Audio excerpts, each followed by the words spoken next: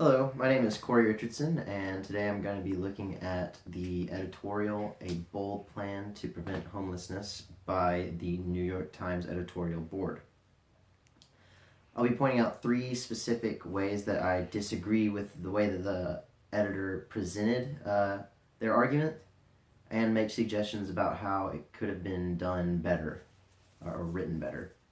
But before I get into how I disagree with it, I want to make it clear that I actually do agree with most of what the editor is trying to convey about how these plans for homelessness can help effectively end it in New York, or at least prevent it to a greater extent.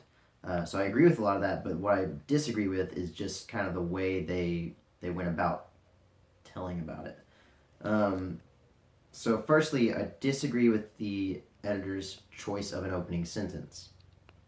The editor starts off by saying, it can't be said enough that New York's homelessness crisis is complicated. While I don't always think that it's inappropriate to use cliches such as it can't be said enough, the University of North Carolina says cliches make you lose credibility. Your reader will not trust you as an authoritative source if you can't come up with a better description than a cliche.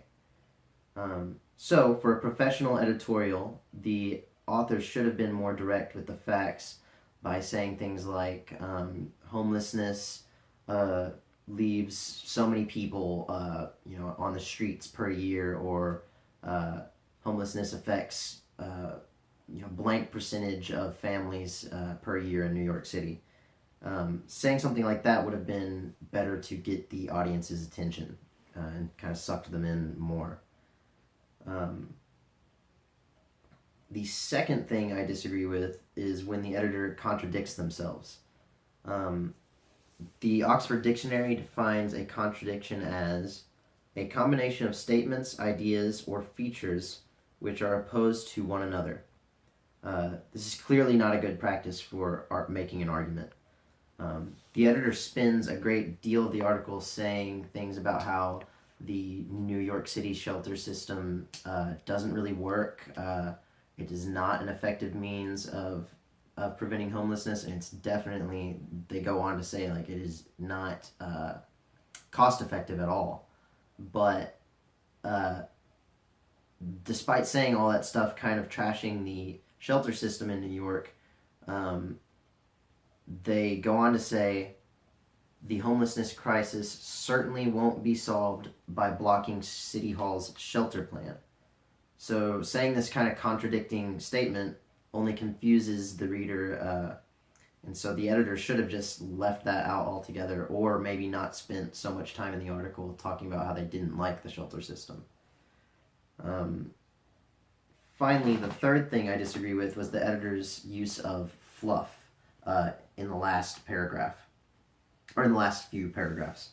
WeWriteEnglish.org says, fluff is especially harmful when you're writing for the web, which is what the editorial is on the web, adding to the overall noise and clutter already found online without contributing anything of real value.